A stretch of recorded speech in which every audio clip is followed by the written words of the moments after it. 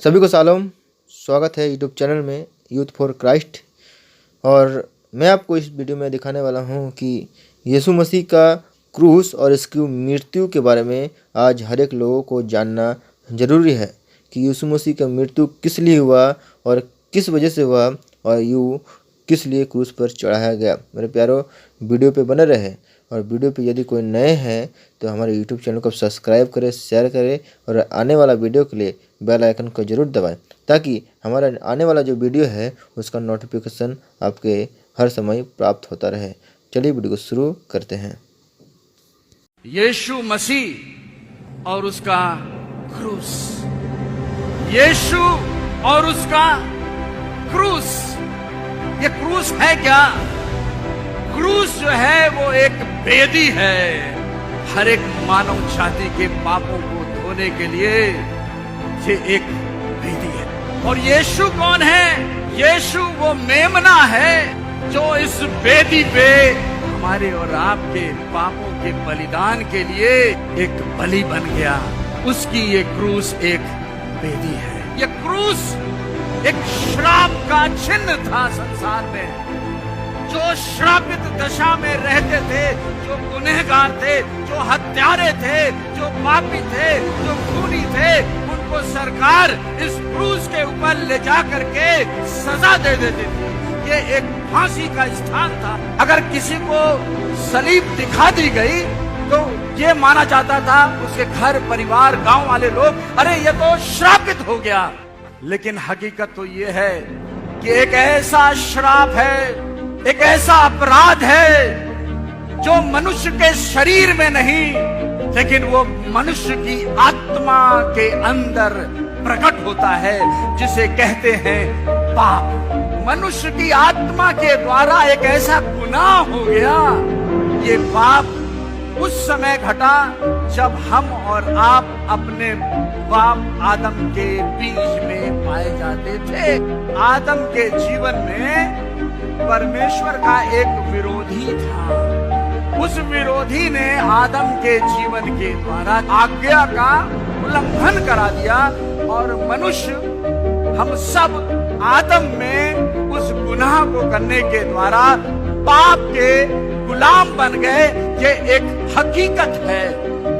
ये हकीकत जो जीवन की पुस्तक है, बाइबल में इसे लिख के बता दिया है कि सबने, जो लोग पहले आकर के इस संसार से पूछ कर गए, जो मनुष्य आज इस संसार में रह रहे हैं, जो मनुष्य औलाद हमारी पैदा होने वाली है, उसके जीवनों में उस पहले पाप का प्रभाव बढ़ चुका है। इसीलिए सबने पाप किया है।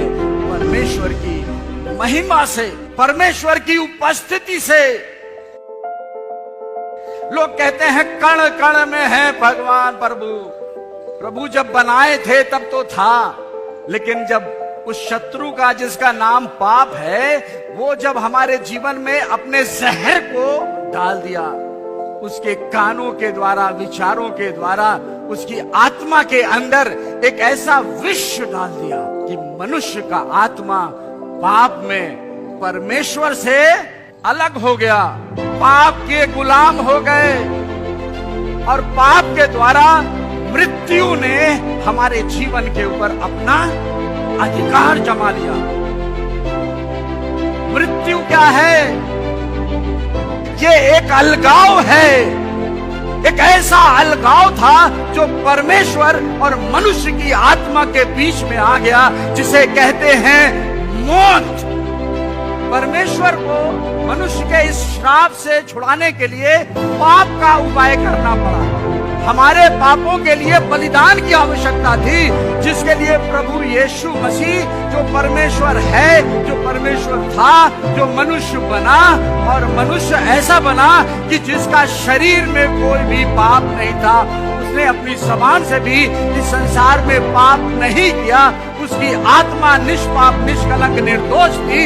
ऐसे शरीर के बहाए हुए लहू के बलिदान की जरूरत थी, जिससे कि हमारे पाप धुल सके।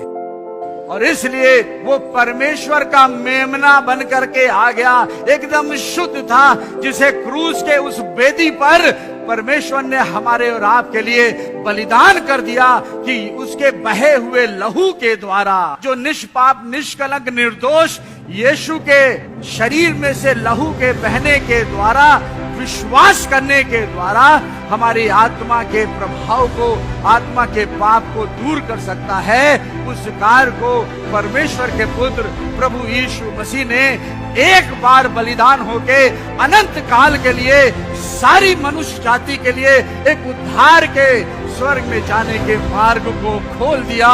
ये क्रूस की कथा नाश होने वालों के लिए तो मूर्खता है, परंतु हम विश्वास करने वालों के लिए परमेश्वर की सामर्थ है। जिसने यीशु मसीह पर विश्वास किया है वो अनंत जीवन को इसी पृथ्वी पर रहते हुए पा लिया है, और उसके पास एक जन्म सिद्ध अधिकार हो गया है कि वो यीशु मसीह के उस मार्ग के द्वारा उस स्वर्ग में चला जाए, उस नरक की मौत से वो बच गया है। गलतियों के 3 अध्याय के 13 पद में लिखा है, श्रापित है वो जो काठ पर लटकाया जाता है। वो जो श्राप का चिन्ह था, वो जो श्राप की निशानी थी, वो निशानी प्रभु यीशु मसीह के द्वारा, यीशु मसीह के श्रापित होने के द्वारा, यीशु मसीह के पाप बन जाने के द्वारा हमारे और आपके लिए एक आशीष का निशान बन गया।